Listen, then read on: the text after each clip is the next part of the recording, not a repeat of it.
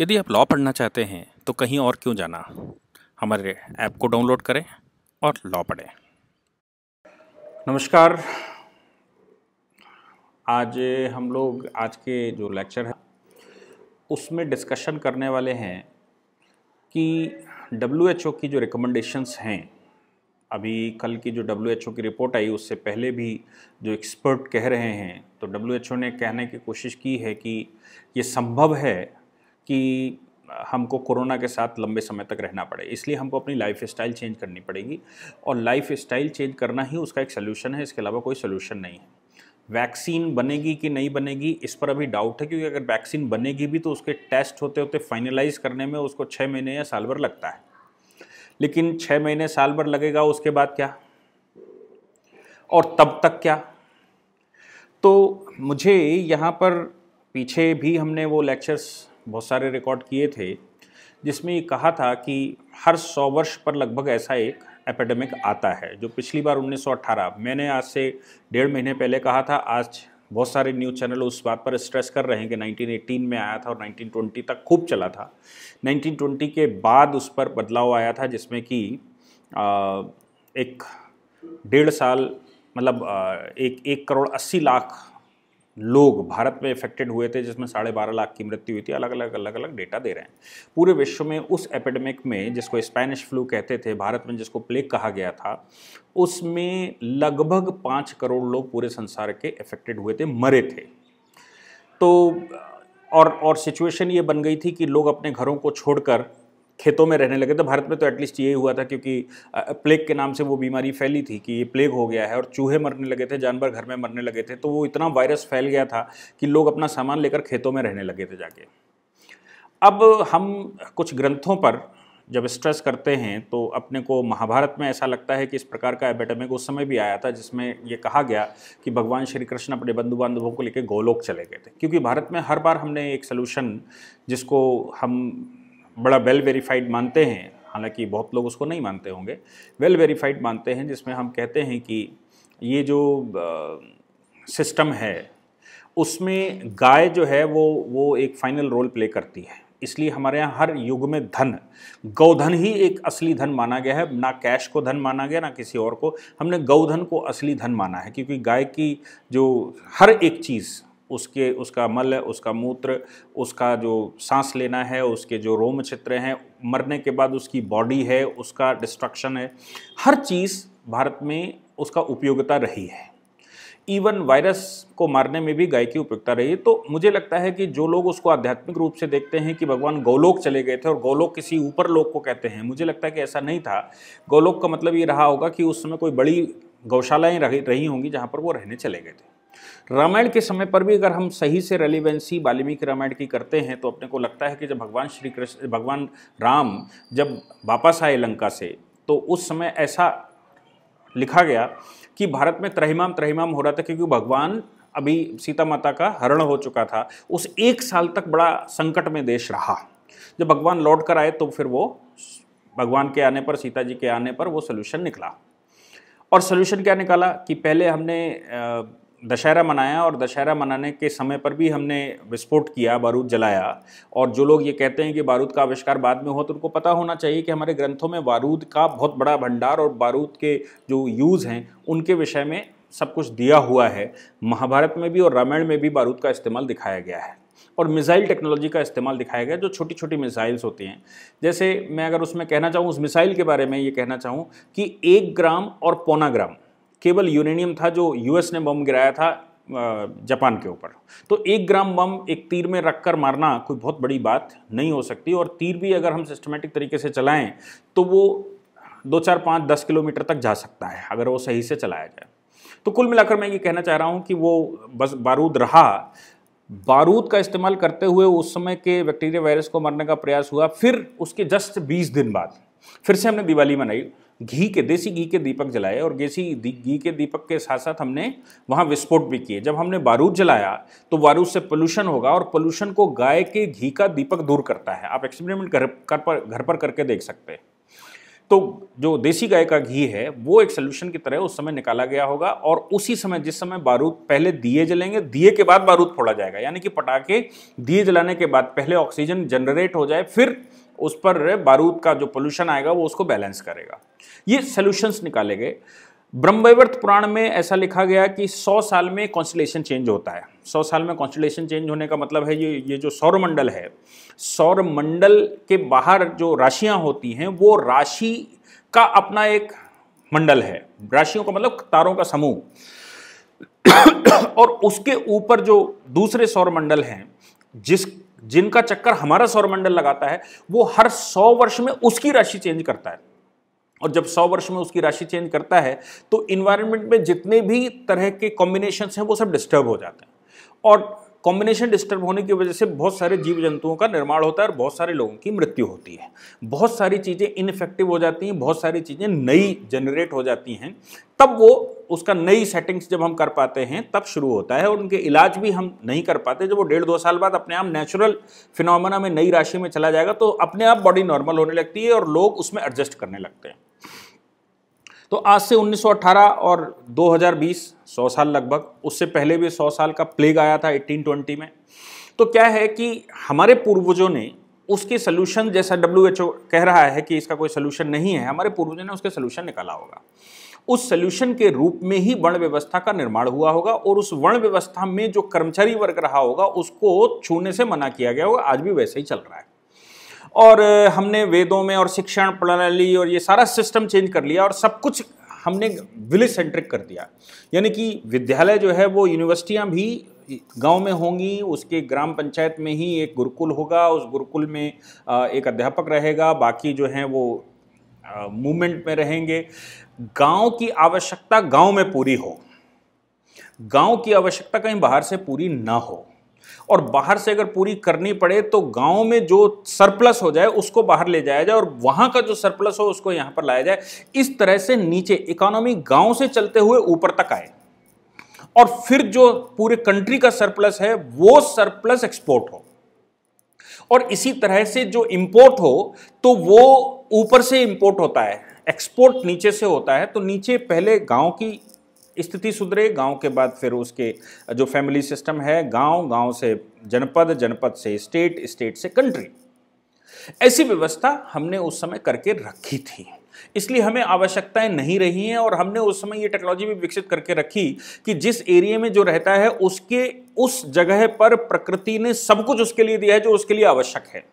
अब भोग विलास की चीजें अगर वो चाहेगा तो नहीं मिलेगी, लेकिन बाकी जो उसके लिए आवश्यक चीजें हैं वो जिस धरती पर व्यक्ति का जन्म हुआ है उसी जगह के 5-7 किलोमीटर के अंदर वो चीज तैयार होती है। 5 माइल्स की बात कही गई है, 5 या 7 मील के अंदर उसका उपचार भी होता है। जैसा रोग वैसा उपचार, जैसी आवश्यकता वैसा उसका सल्यूशन। ये प्रकृति ने हमको देकर रखा। अब प्रकृति को हम नकार दें, रेफ्रिजरेटर में चीजें रखने लगे। हमने पैसे भी कहा है कि जो जिस सीजन की, डॉक्टर से मिलेंगे तो डॉक्टर कहेंगे जो जिस सीजन का सामान होता है उसी सीजन में उसको खाइए, लेकिन हम अंदर से, चूंकि हमारी इच्छाएं बड़ी शक्तिशाली हो गई, इसलिए हमने आम को प्रिजर्व करके अगले सीजन में खाया, अगले सीजन का सामान पिछले सीजन में खाया, और नतीजा निकला कि हम फ्रिज में, रेफ्रिजरेटर में रखते रखते बीमार हो गए। आज जो मैं कहना चाह रहा हूं वो ये है कि एटलीस्ट जो एजुकेशनल प्रणाली है, जो हमारा सिस्टम है, वो सिस्टम हम आज के हिसाब से अब हमको उसमें ढल जाना चाहिए। और ये जो धार्मिक सांप्रदायिक समस्या है भारत में, जो बड़ी पुरजोर तरीके से एंट्री मार चुकी है, इसका सलूशन भी इसी में है। अगर हम गवर्नमेंट टू द विलेज लेकर जाते हैं तो केंद्र की सरकारों के पास केवल एक काम रह जाएगा, राज्य की सरकारों के पास एक काम रह जाएगा कि वो सिक्योरिटी देखें। केंद्र की सरकार एक्सटर्नल सिक्योरिटी देखे और राज्यों की सरकार इंटरनल सिक्योरिटी देखे। अगर हम डिपेंडेबिलिटी गवर्नमेंट पर खत्म कर दें और हर व्यक्ति को जाकर शिफ्ट कर दें एग्रीकल्चर पर और वहां की लोकल इंडस्ट्री पर, जो मैंने पीछे 5 कल के वीडियो में एक 5 पॉइंट बताए थे कि ये 5 चीजें आवश्यक हैं। किसी ने हमको रिकमेंड किया कि छठी चीज IT, इंफॉर्मेशन टेक्नोलॉजी भी छठी चीज है आज की तारीख में। मैं इस बात को स्वीकार करता हूं कि इंफॉर्मेशन टेक्नोलॉजी आज की तारीख में छठी चीज है, जो ज्योतिष शास्त्र कभी हुआ करती थी। वो उस पर मैं नहीं जाऊंगा, वो कैसे होती थी और कैसे इंटरकनेक्टेड थी। लेकिन मेरा जो मानना है वो ये है कि आज की सिचुएशन में हमने अगर गांव पर सेंट्रिक कर गए तो एक चीज़ बड़ा महत्वपूर्ण हम ध्यान में रखेंगे, वो ये है कि ये जो तथाकथित रूप से गैर भारतीय अपने आप को मानता है, जो अरेबियन कंट्री को अपना पितामह मानता है, जो वहाँ के देवताओं को अपना देवता मानता है, चूंकि भारत में एक क्रेज रहा है कि हमें इम्पोर्टेड अच्छा लगता है, इसलिए हम इम्पोर्टेड देवी देवता भी भारत में रखते हैं और उनको इम्पोर्ट करके उनकी पूजा पद्धति भी करते हैं और उनकी तरफ ही मुंह करके उनका पूजा पाठ भी करते हैं, क्योंकि हमें इम्पोर्टेड अच्छा लगता है। ये आज से अच्छा नहीं लगता, बहुत बड़े जमाने से अच्छा लगता है इम्पोर्टेड। तो ये इंपोर्टेड देवी देवताओं की या उनके जो कल्चर है उसको हम अडॉप्ट करने की कोशिश करते हैं। इनकी खास बात ये है कि ये संसार में कहीं भी रहेंगे, जब तक ये अपनी आबादी नहीं बढ़ाएंगे तब तक ये उस देश में फल फूल नहीं सकते। तो इनके जो इनके इंस्ट्रक्टर्स रहे हैं उन्होंने भी यही हर बात पर स्ट्रेस किया कि आबादी बढ़ाओ और आबादी पर रोक नहीं होनी चाहिए, ऊपर वाला देता है, ये देता है, वो देता है। अब सवाल ये आता है जब आबादी बढ़ेगी तो ये एडजस्ट कहाँ होगी? ये आबादी एडजस्ट होगी इसी इकोनॉमी में, और इकोनॉमी तो केवल 5 चीजों पर ही है: रोटी, कपड़ा, मकान, शिक्षा, आयुर्वेद यानी कि उपचार, और आज की तारीख में आईटी मान लीजिए। इन 6 चीजों पर डिपेंडेबिलिटी है। इन 6 चीजों के अलावा ये जो आबादी बढ़ेगी वो कहां एडजस्ट होगी? ये 6 की 6 चीजें या 5 चीजें तो एग्रीकल्चर पर ही डिपेंड कर रही हैं। छठी चीज जो बची वो आईटी सेक्टर है, उसके लिए भी धन चाहिए, बेसिक बेस चाहिए। तो ये जो कम्युनिटी है इसके पास बहुत सारे बच्चे हैं। अगर हम एग्रीकल्चर पर शिफ्ट कर जाते हैं तो इस कम्युनिटी के सामने एक बड़ा संकट आ जाएगा कि ये कैसे एडजस्ट करे, क्योंकि ना तो इसके पास एग्रीकल्चर है, और उसका कारण है एग्रीकल्चर अगर थोड़ी बहुत थी भी कभी तो उनके बच्चे इतने पैदा हो चुके हैं पिछली 1500 साल में कि वो मालूम पड़ा एक व्यक्ति जिसके पास 5 एकड़ लैंड होनी चाहिए उसके परिवार में अब 5000 लोग हो चुके हैं 1500 साल में। वो 5000 लोग केवल एक कमरा बना लें अपने लिए सेपरेट, यही बहुत है। तो वो कहां एडजस्ट करें? वो एडजस्ट करने के लिए केवल शहरों में जाते हैं, और शहरों में रेड़ी, पटरी, खोंचा और दुनिया के जो आइटम हैं वो लगाते हैं। वही एक रेड़ी उनको 2-4, 5,000, 10,000 रुपए में जो तैयार होती है वो तैयार कर लेना है, और 1,000 रुपए का प्रोडक्ट खरीद लेना है, उसको भी लिए कर्ज ले लेना है और उसको चलाना है। वो पैसा उन्होंने जाकर अपने मूल जहां पर वो पूजा पाठ करते हैं वहां ज़कात के नाम से इकट्ठा करना है और गतिविधियां भारत में चलानी है।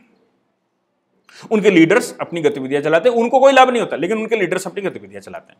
अब सवाल यह है, जो मेरी रिकमेंडेशंस हैं कि आप एग्रीकल्चर पर शिफ्ट कर जाइए और आप एग्रीकल्चर के एक्सपोर्टर बन जाइए।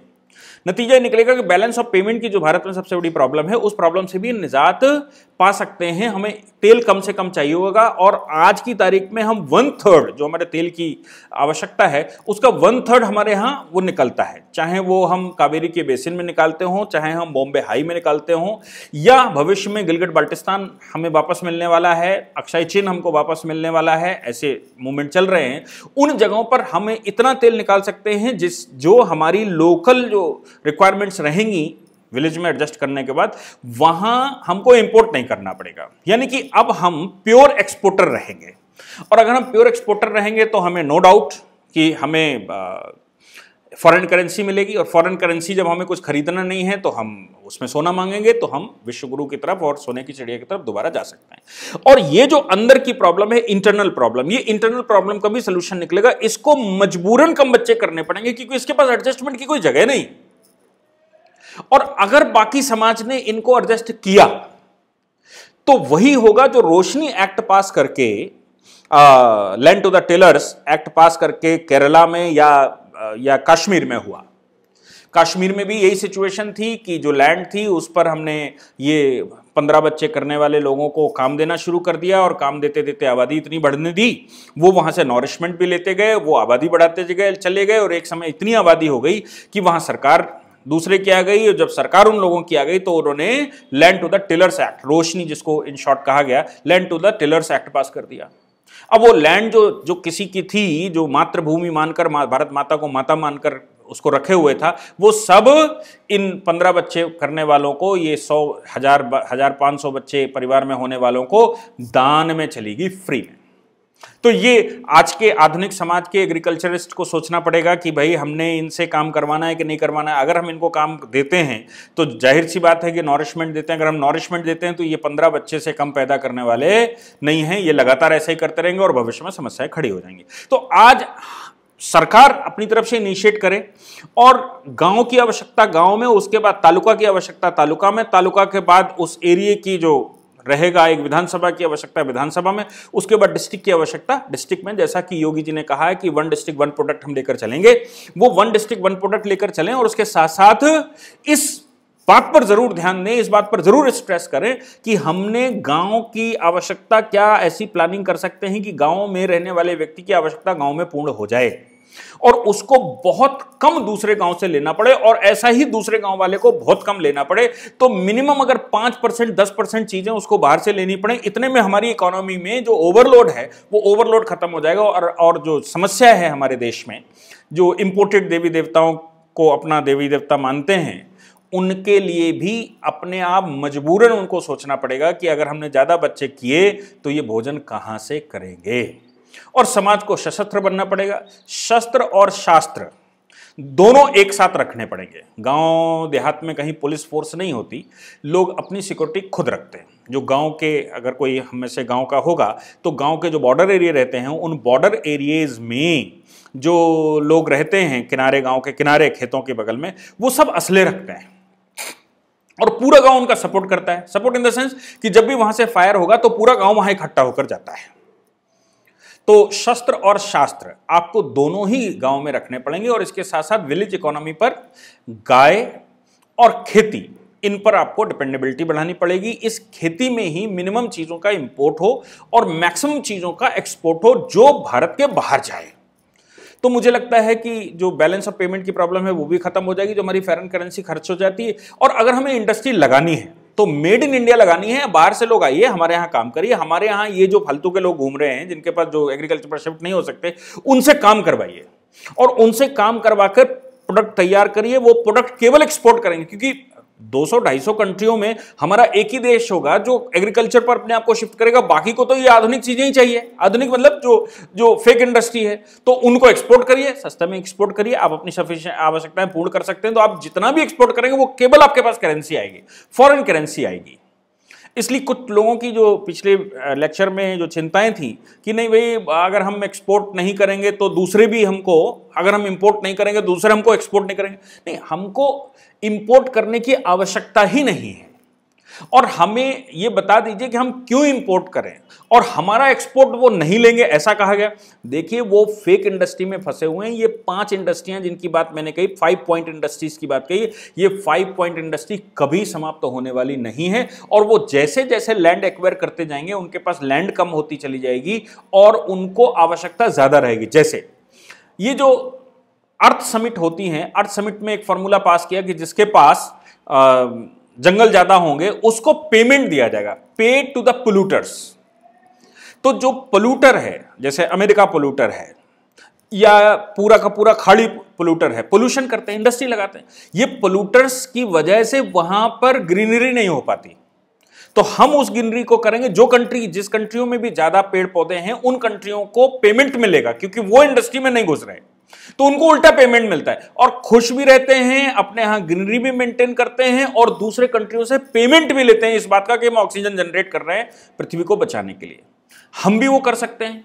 और हमारे यहां एक समृद्ध परंपरा रही है पेड़ों को बचाने की, पेड़ों को पूजने की, खेती को पूजने की, खेतों में हर्ब्स उगाने की, औषधियां उगाने की। ये हमारे यहां एक हेल्दी परंपरा है, आज भी हम करते हैं। वो लोग खेतों में पूरा 10 एकड़ की जमीन में करते हैं, एक उसमें से कोने में कहीं धनिया उगाते हैं, कहीं वो थोड़े पौधे उगाते हैं और कहते हैं ये कान में डालने वाला, ये नाक में डालने वाला, ये आंख में डालने वाला है, ये खाने वाला, ये पेट खराब होने पर खाना। ऐसे 10, 20, 5, 50 पौधे लगाकर रखते हैं खेतों में।